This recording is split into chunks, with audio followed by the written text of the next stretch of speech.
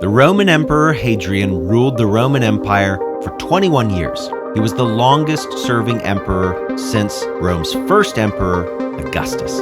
Hadrian's legacy, however, is a bit of a tangled mess. On the one hand, he left behind impressive architectural marvels, and his epic journeys across land and sea reinforced the notion that he wasn't just the leader of the imperial capital of Rome, but he was a true representative for tens of millions of people across a vast and diverse commonwealth.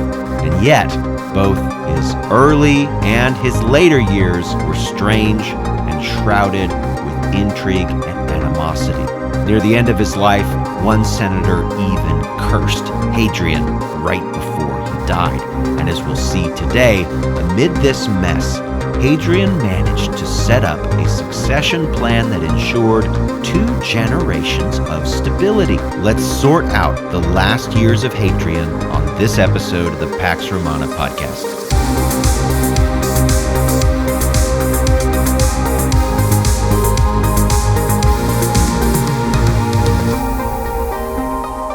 Episode 40, The Strange Demise of Hadrian.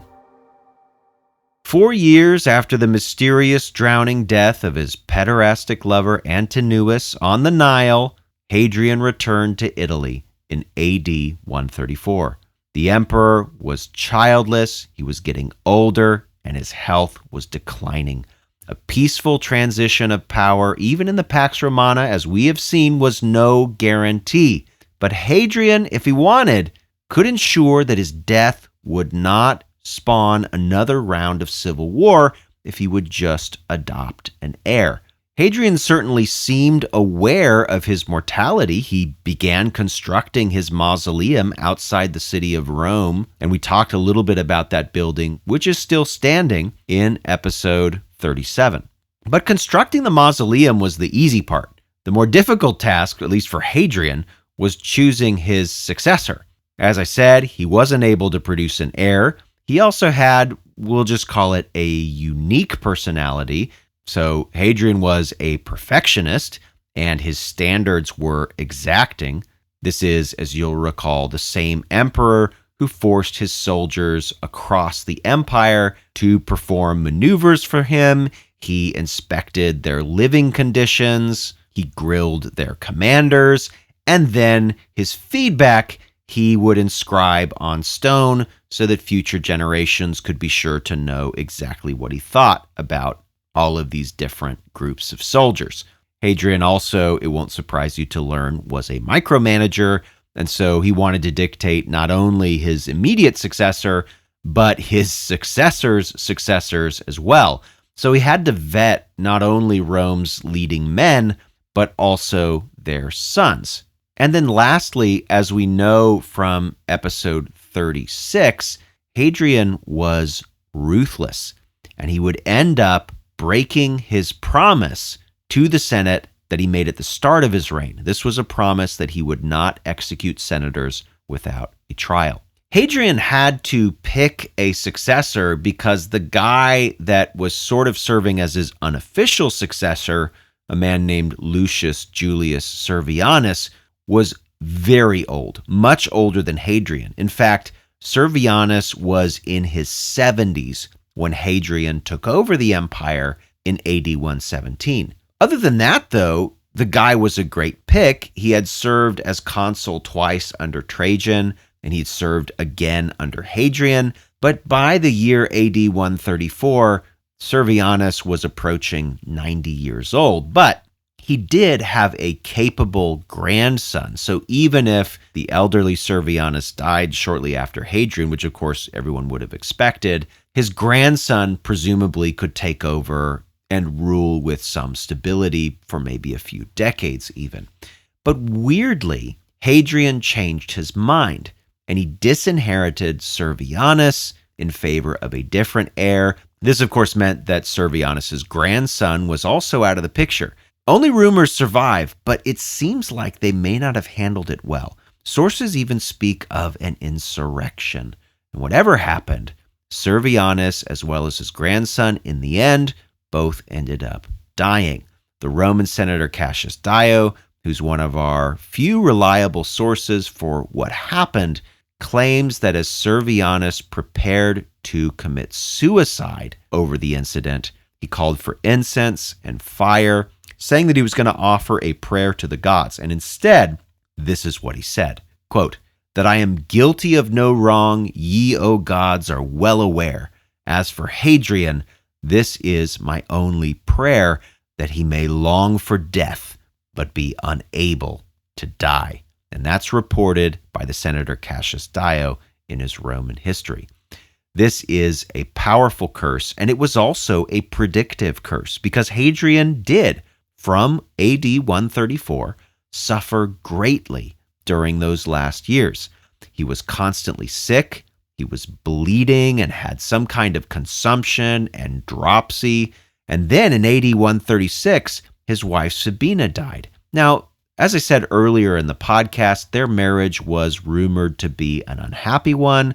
A later biography of Hadrian even claims that the emperor poisoned his wife, and Sabina's death was no accident. Now, that is probably an exaggeration.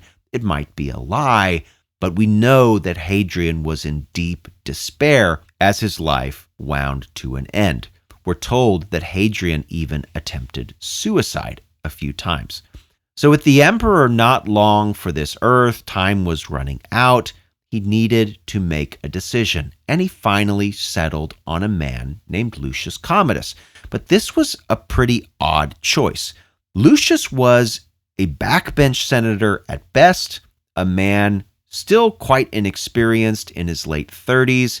He had no governing experience. He was not a military leader. He did have 2 young sons, but they were still children.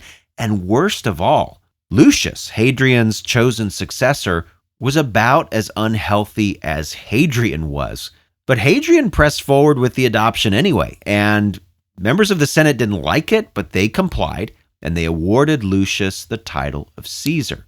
Now again, we just have a few rumors and a bit of gossip, but our sources claim that several elites conveniently died at this exact time, implying that maybe Hadrian was responsible. Maybe he executed some of those who were critical of his plans. We also know that several senators went into retirement at this same time. Maybe some of them were forced out by Hadrian.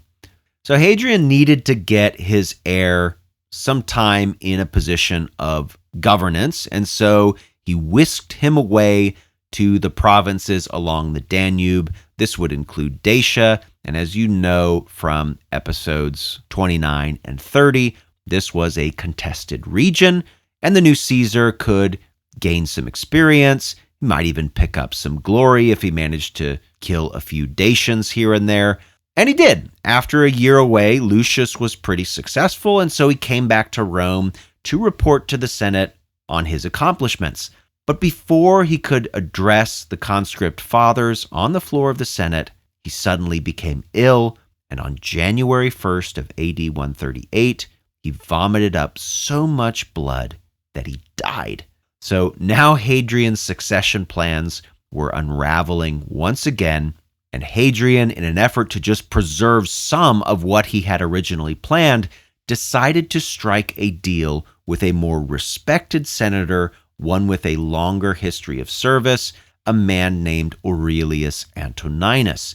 Now, Antoninus, however, was not given the inheritance without a condition. Antoninus was required to adopt 2 heirs himself. One was the eldest son of the man that just died, Lucius Commodus Caesar. And this kid's name was also Lucius. And to make the succession plan even more secure, Antoninus would be forced to betroth his young daughter to Lucius Commodus's son, Lucius.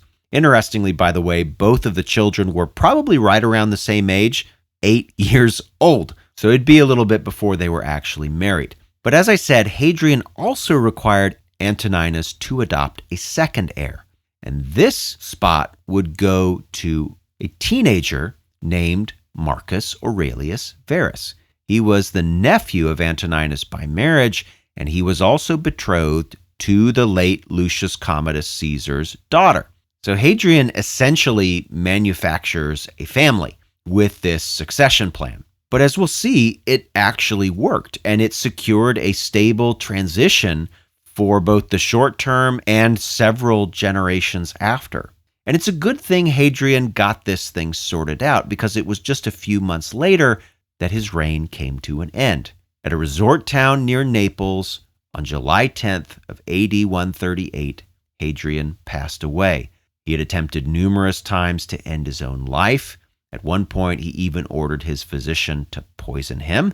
The physician refused, by the way, and then supposedly killed himself so that he wouldn't have to break his Hippocratic oath.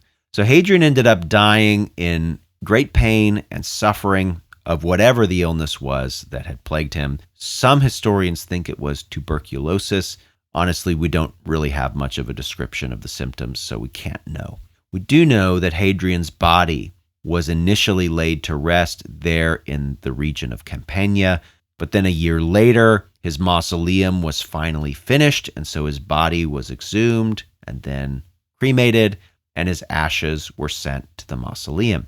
Interestingly, funeral games were held at this point, and they were funded not by the imperial treasury, but were paid for out of the family inheritance of his adopted grandson, the teenager Marcus Aurelius. Marcus probably did this out of fidelity rather than love for Hadrian, and I'll tell you why I think that in just a second. And in fact, it seems like many people in Rome did not mourn Hadrian when he finally died. One later Roman writer actually said that Hadrian was, quote, hated by everyone. It seems like Hadrian executed several senators in his final years, mirroring the sense of conspiracy and maybe even paranoia that was on display during his first years in power. And so many senators remembered Hadrian with bitterness. Now, a sign of this complex legacy is probably found in the opening chapter of Marcus Aurelius's journal. This collection of writings we call the Meditations, and you can still read it to this day.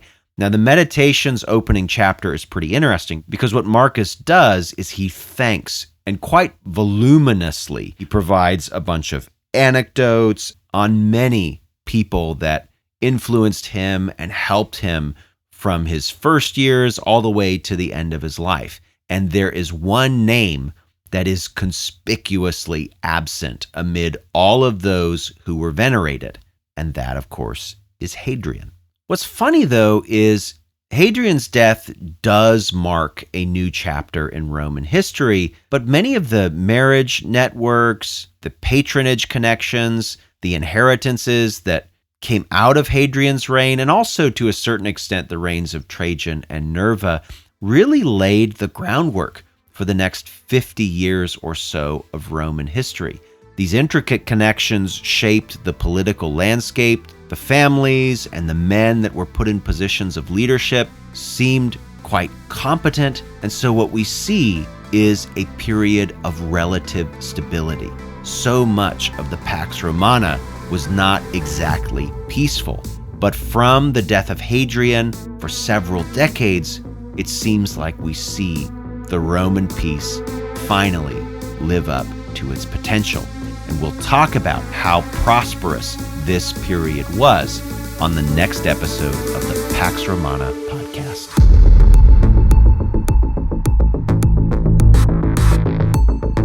Thanks for listening to the Pax Romana podcast. For more information, including a list of primary sources and further reading, check the show notes. Music by Red Productions and Exelcore. Follow Dr. Colin Elliott on X at ProfCPE or email colin@paxromanapodcast.com. Listen to more episodes on Spotify, Apple Podcasts, or just about anywhere podcasts are available. Stay tuned for the next episode of the Pax Romana podcast.